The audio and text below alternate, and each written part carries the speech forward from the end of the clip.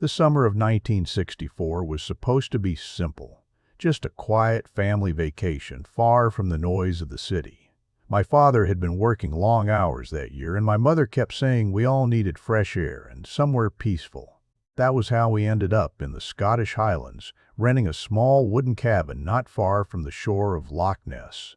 At the time, the name meant almost nothing to us beyond the stories you might hear in passing.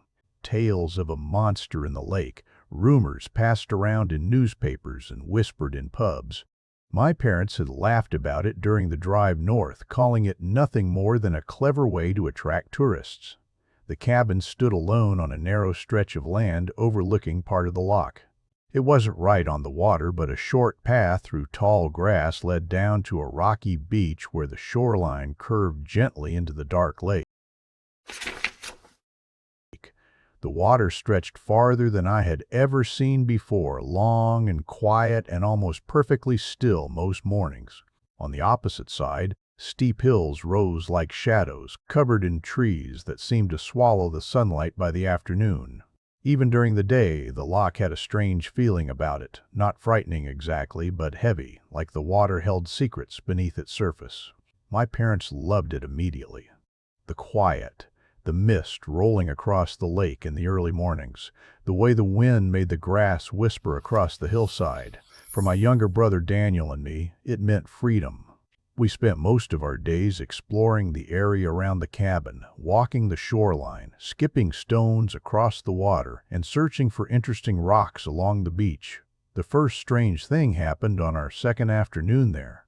Daniel and I had wandered down to the shore while our parents were unpacking food in the cabin. The sky was gray that day, and a thin layer of fog drifted slowly across the surface of the loch. The water looked darker than usual, almost black in places where the clouds blocked the sunlight. We were throwing stones into the lake when Daniel suddenly stopped. "Did you see that?" he asked. I turned toward him. "See what?" He pointed out toward the middle of the water. At first I saw nothing, just small ripples spreading across the surface where a breeze had passed through. Then, for a moment, something broke the surface of the lake. It wasn't large, just a shape rising slightly above the water before slipping under again. A long curved shape, like the top of a large back, or maybe a neck.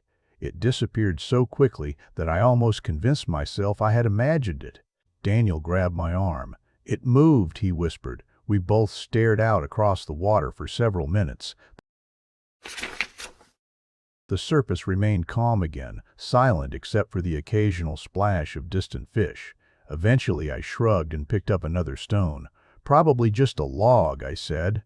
But the truth was, I had never seen a log move like that.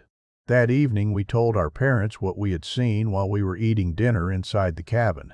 My father laughed immediately. "The Loch Ness monster?" he said with a grin. "Already?" Daniel insisted that we had seen something moving. "Something big." My mother smiled the way adults do when children tell stories that are too imaginative to be taken seriously. "It was probably just a stone shifting in the water," she said, "or maybe a fish near the surface." My father nodded in agreement. "Or you boys are letting those silly stories get into your heads." That was the end of the conversation.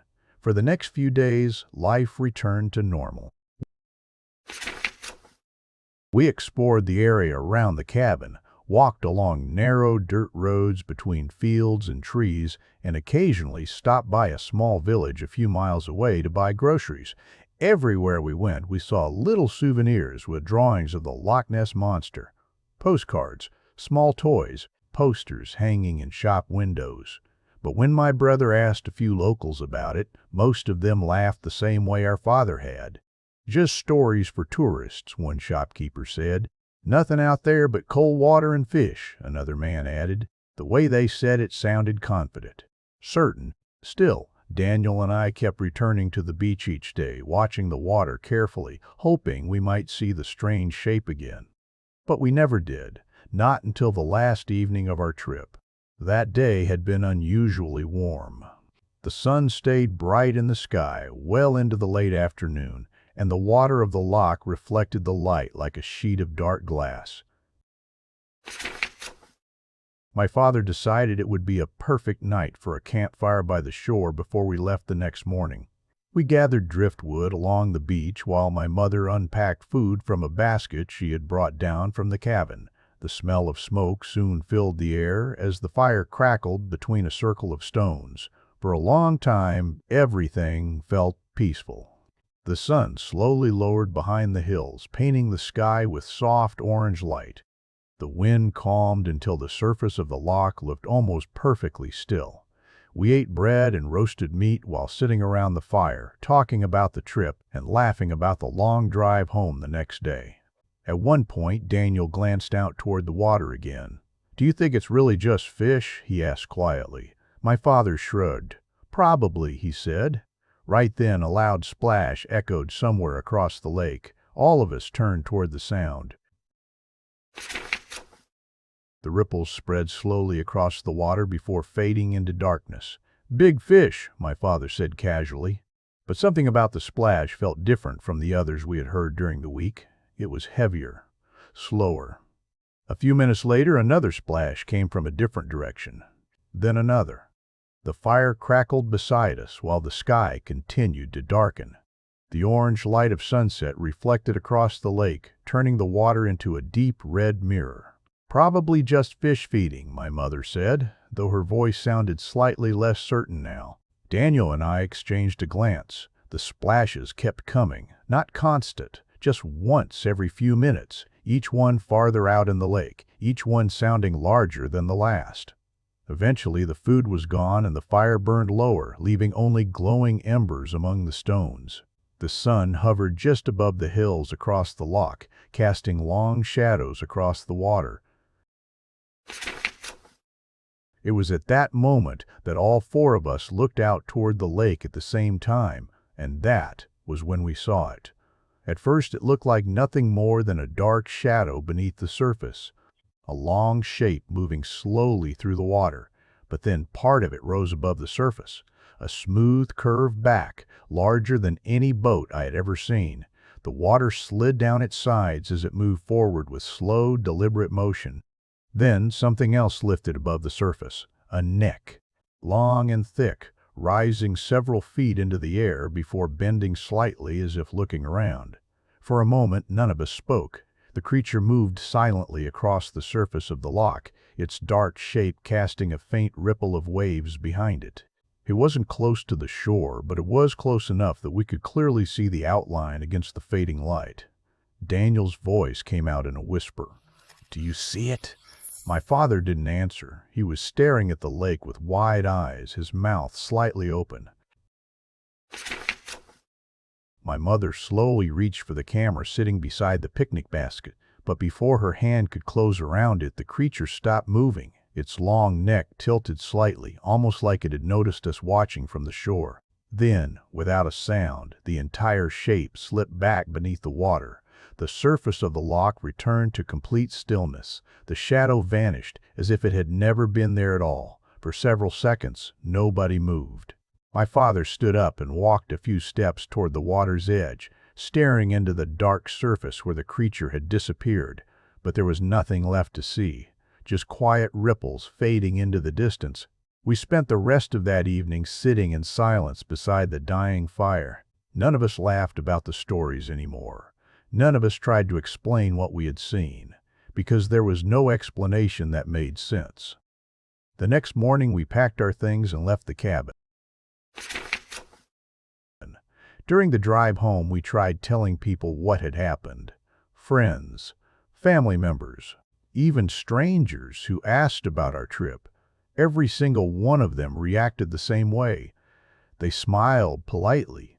Then they said we had probably seen a large fish, or drifting logs, or shadows from the setting sun.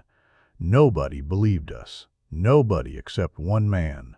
We met him months later when my father decided to visit the area again for a weekend trip.